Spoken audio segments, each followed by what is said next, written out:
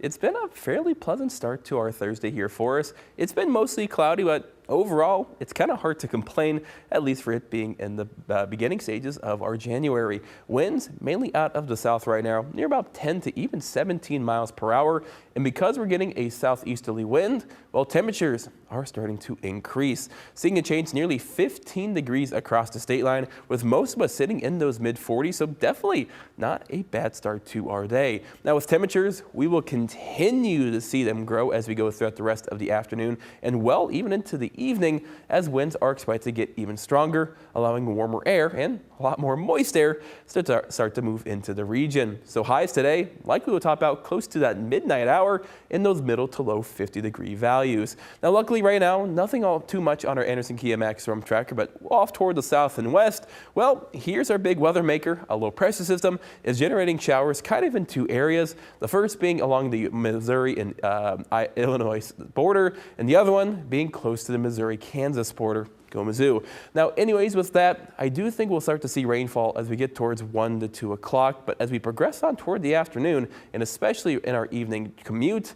that's when I think the heaviest rainfall will likely end up falling. Now, with that in mind, I do think the heaviest stuff will push off by about 6 to maybe 8 o'clock. And with that, maybe a few spotty showers and 1 or 2 rumbles of thunder are possible. And with thunderstorms, nothing severe expected, at least across the state line. Do have a marginal risk down in southern portions and central portions of Illinois, as winds will be the main factor. For us, though, just some general thunderstorms are possible, but overall, not overly excited for our chances. Now, as we progress on, though, I think the biggest factor we'll take a look at here today will be just the heavy rainfall, where we could see a quarter to even a half of an inch across the region. And any areas that see any thunderstorms develop could get upward of an inch or so of total rain. So ponding could potentially be a factor as you drive home this evening. So just take that into consideration. But as we progress on, winds I think will be another major factor as we get towards the evening hours, as the low pressure system will be just off to our north and west. That is going to have our winds well out of the southeast,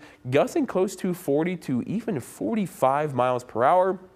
So with that in mind, that is really going to allow temperatures to quickly climb. But as that low pressure system moves just off to our north and east, well, winds will start to move back more out of the south or northwest, excuse me. And with that, could see gusts by the morning near 25 to 30 miles per hour. So we'll see a very quick injection of some warmth. But as those winds start to shift to be out of the northwest, drawing from a cooler pocket of air, as we get overnight tonight, that is really when we'll see a lot of that cooler air start to filter in and temperatures rapidly drop. So again, overnight lows right around those mid 30s here for us by the early morning hours. So overall, still going to be a relatively warm night with rainfall coming to an end probably around after midnight hour. Now as we progress on into tomorrow, starting off mostly cloudy, still somewhat warm, but temperatures, even with sunshine returning by the afternoon, only topping out into those lower 40s. But still, a low 40 day with plenty of sunshine for the middle of January. Not too shabby, if you ask me. So tomorrow, pretty good day to get outside and maybe even go for a walk.